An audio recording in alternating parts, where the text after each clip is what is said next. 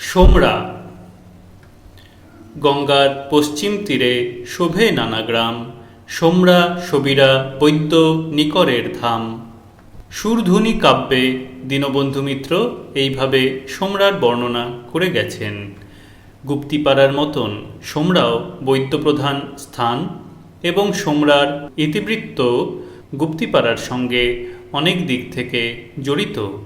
সোমরা গ্রামটি কতকালের প্রাচীন তা বলা যায় না, তবে গঙ্গা তীরবর্তী আরও অনেক গ্রামের মতন সোমরারও উত্থান পতন হয়েছে গঙ্গার ভাঙা গড়ার সঙ্গে সঙ্গে। মনে হয় 200-300 বছরের বেশি প্রাচীন গ্রাম নয় সোমরা। দেওয়ান রামশঙ্কর রায় ও রায়রায়ান রামচন্দ্র সেন উভয়ই বৈদ্যকুলোদ্ভব এবং উপাধি দেখেই বোঝা যায় যে উভয়ই অস্তগামী নবাবী আমলের কৃতি পুরুষ। অনেক দিন আগেকার কথা, জনৈক পক্ষীরাজ কবি গুপ্তিপাড়া যাচ্ছিলেন নদীপথে। নৌকাপথে যাওয়া ছাড়া তখন উপায় ছিল না। নদী তীর থেকে গুপ্তিপাড়া অনেক দূর বলে তিনি মন্তব্য করেছিলেন বিরক্ত হয়ে, গুপ্তিপাড়া কি বেয়ারা, গঙ্গা ছাড়া ঠিক 2টি ক্রোশ। গুপ্তিপাড়ার ভৌগোলিক অবস্থানের কাব্যিক বর্ণনা। গুপ্তিপাড়ার পরেই দক্ষিণে সোমরা গ্রাম। গঙ্গা পূব থেকে আবার পশ্চিমে বাঁক ঘুরে সোমরার কোল দিয়ে বয়ে গেছে। সোমরার সৌভাগ্য বলতে হবে, কিন্তু গ্রামবাসীরা সৌভাগ্যকে দুর্ভাগ্য মনে করে গঙ্গার গর্ভস্থ হবার ভয়ে সমারোহে গঙ্গা পূজা আরম্ভ করেছিলেন। সোমরায় এই জন্য গঙ্গা পূজার বেশ প্রচলন দেখা যায়। শুধু সোমরায় নয়, গঙ্গা তীরবর্তী গ্রামে সাধারণত গঙ্গা পূজার প্রাধান্য বেশি। গঙ্গা পুজো হয় গঙ্গা তীরে, বাড়িতে নয়। বাড়ির কাছে যাঁরা পূজা করেন তাঁরা গঙ্গার দিকে মুখ করে পূজা মণ্ডপ তৈরি করেন। সোমরার শিলেরাও তাই করেন। গঙ্গার মূর্তি গড়ে পূজা হয়। সোমরা গ্রাম প্রধানত গুপ্তিপাড়ার বৃন্দাবনচন্দ্রের মঠের দেবোত্তর সম্পত্তির অন্তর্ভুক্ত। শোনা যায় রাজা বিশ্বেশ্বর রায় ব্র্যাকেটে গুপ্তিপাড়ার ব্র্যাকেট ক্লোজড এই দেবোত্তর দান করেন। কোনো দানপত্র দেখিনি, তবে সোমরা গ্রামে গুপ্তিপাড়ার মঠের বিশাল কাছারি বাড়ির জীর্ণ ভগ্নাবশেষ এখনও দেখা যায়। একসময় মঠের মহান্তরা নিয়মিত সোমরায় এসে এই কাছারি বাড়িতে অবস্থান করে দোর্দণ্ড প্রতাপে জমিদারি তদারক করতেন। দেওয়ান রামশঙ্কর রায় বা দেওয়ান ব্র্যাকেটে রায়রায়ান ব্র্যাকেট ক্লোজড রামচন্দ্র সেন যখন সোমরায় এসে বাস করেন, তখন গুপ্তিপাড়া ও অন্যান্য স্থানে শৈবমঠ প্রতিষ্ঠিত হয়েছে। অষ্টাদশ শতাব্দীর প্রথমার্ধের কথা। রামচন্দ্র সেন সোমরা গ্রামে আসেন 1149 সনে। এই সেন বংশজ শ্রী বিপিনমোহন সেন তাঁর চাঁদরানী গ্রন্থে এই তারিখটি উল্লেখ করেছেন এবং এই প্রসঙ্গে বলেছেন, 1 নম্বর ফুটনোট, শ্রী শ্রী বিপিনমোহন সেন, চাঁদরানী, 133 পৃষ্ঠা। আবার টেক্সটে ফিরে আসছি। রামচন্দ্র সেন 1149 সালে বলরাম রায়ের বাটিতে আসিয়া উপনীত হয়েন এবং তথায় পরীক্ষা পরিবেষ্টিত হর্ম নির্মাণ করিবার জন্য উদ্যোগী হইলেন। উপযুক্ত আবাসবাটি নির্মাণ জন্য ব্যস্ত হইলে জানিতে পারিলেন যে এই স্থান গুপ্তপল্লীস্থ শ্রী শ্রী বৃন্দাবনচন্দ্রের জমিদারির অন্তর্গত। ইহা শুনিয়া তিনি ঠাকুরের সেবায়েত দণ্ডী গোস্বামীর নিকট আপন অভিপ্রায় ব্যক্ত করিলেন। রামচন্দ্রের সোমরায় আসার কারণ সম্বন্ধে অনেক কাহিনীর অবতারণা করা হয়েছে চাঁদরানীতে, কিন্তু তার কতটা উপাখ্যান আর কতটা ইতিহাস বলা কঠিন। রামচন্দ্র সেনের সঙ্গে নদিয়ারাজ কৃষ্ণচন্দ্রের বিবাদের যেসব কাহিনী তিনি বর্ণনা করেছেন তাও প্রামাণিক কিনা বলা যায় না। তবে রামচন্দ্র সেন যে নবাব দরবারের বেশ প্রতিপত্তিশালী কর্মচারী ছিলেন তা বোঝা যায়।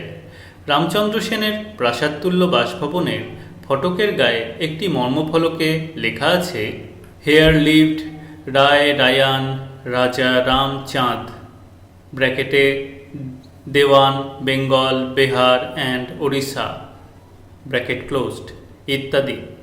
রামচন্দ্রের জীবন ইতিহাস এর বেশি কিছু জানা যায় না। মঠের কাছ থেকে জায়গা নিয়ে রামচন্দ্র যে বিরাট গড়বেষ্টিত বাড়ি তৈরি করেন তার ভগ্নাবশেষ আজও সোমরা গ্রামে আছে। শোনা যায় দুর্গোৎসবের জন্য তিনি মুর্শিদাবাদের জগৎ শেঠের চণ্ডীমণ্ডপের অনুকরণে কাঠের মণ্ডপ তৈরি করেছিলেন সোমরায়। এখন তার কোনো চিহ্ন নেই, তার বদলে ইটের তৈরি একটি দুর্গা মণ্ডপ আছে। রামচন্দ্র সেনের বংশধররা আজও সেই মণ্ডপে প্রতি বছরে দুর্গাপূজা করেন। সেনবাড়ির দুর্গা প্রতিমার উল্লেখযোগ্য বৈশিষ্ট্য হল দুর্গার দশভুজা মূর্তির 3খানি হাত মাত্র সামনে প্রকট থাকে, বাকি হাত কখানি পিছনে অদৃশ্য থাকে। ত্রিভুজা সিংহবাহিনী দুর্গার একখানি চমৎকার পটচিত্র সেনবাড়িতে আছে।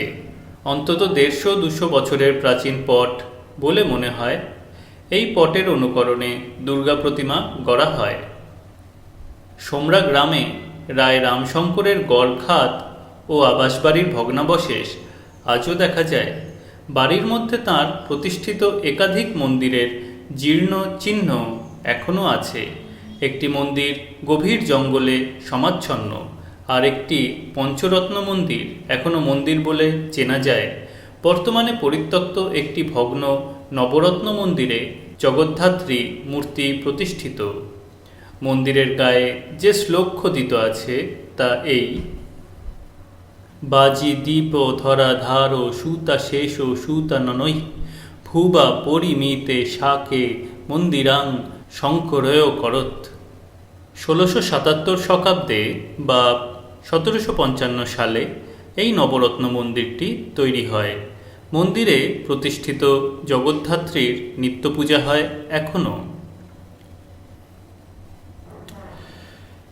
সোমরার বন্দ্যোপাধ্যায়রা প্রাচীন ব্রাহ্মণ বংশের মধ্যে অন্যতম। তাদের পূর্বপুরুষ গঙ্গার পূর্ব তীরস্থ শান্তিপুরের কাছে কোনো গ্রাম থেকে পশ্চিম তীরে সোমরায় এসেছিলেন।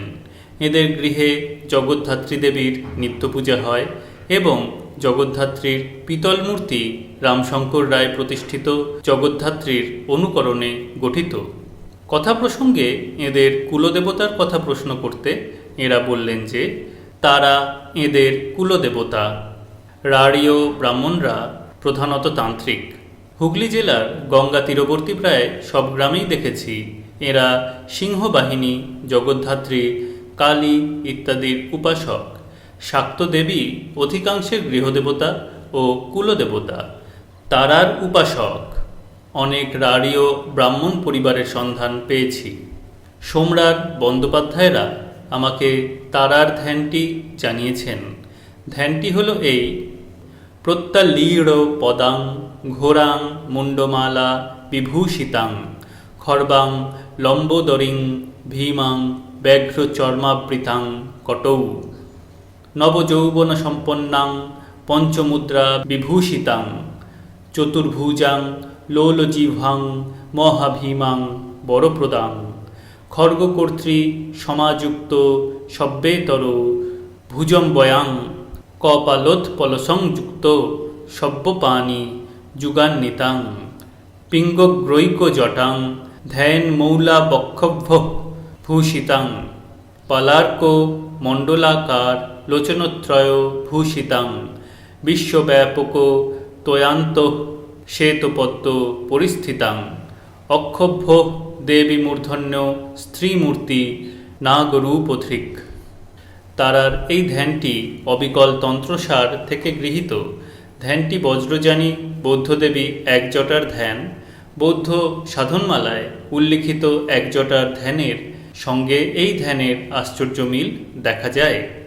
সাধনমালার ধ্যানটি এই, কৃষ্ণা বর্ণা মতা সর্বা ব্যাঘ্র চর্মাবৃতা কটৌ এক বক্ত্রা ত্রিনেত্রাশ্চ পিঙ্গর্ধ কেশমূর্ধজা খর্বা লম্বোদরা রৌদ্রা প্রত্যালীড় পদস্থিতা ষোড়শ করাল বক্ত্রা মুন্ডমালা প্রলম্বিতা কূর্ণপস্থা মহাভীমা মৌলবক্ষভ্য ভূষিতা নবযৌবন সম্পন্না ঘোরাট্টহা শোভাসুরা ইত্যাদি।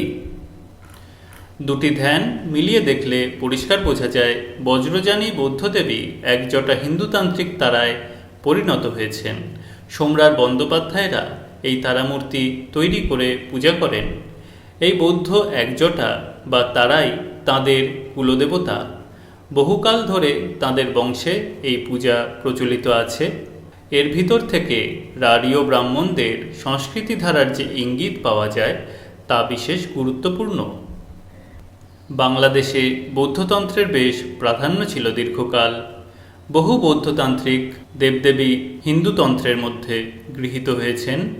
বৌদ্ধ ও হিন্দুতন্ত্রের এই লেনদেন ও সমন্বয়ের সময় মনে হয় রাঢ়ী ব্রাহ্মণদের অত্যন্ত গুরুত্বপূর্ণ ঐতিহাসিক ভূমিকা ছিল, বিশেষ করে রাঢ়ী কুলীন ব্রাহ্মণদের।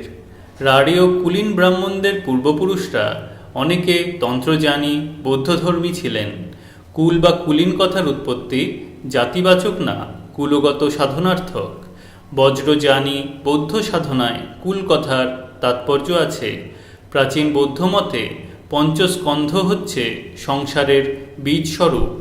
এই পঞ্চস্কন্ধাত্মক শক্তি হচ্ছে কুল, এবং সেই কুলকে অতিক্রম করে অগ্রসর হওয়া সম্ভব নয় বলেই সাধক তাকে অবলম্বন করে অগ্রসর হন।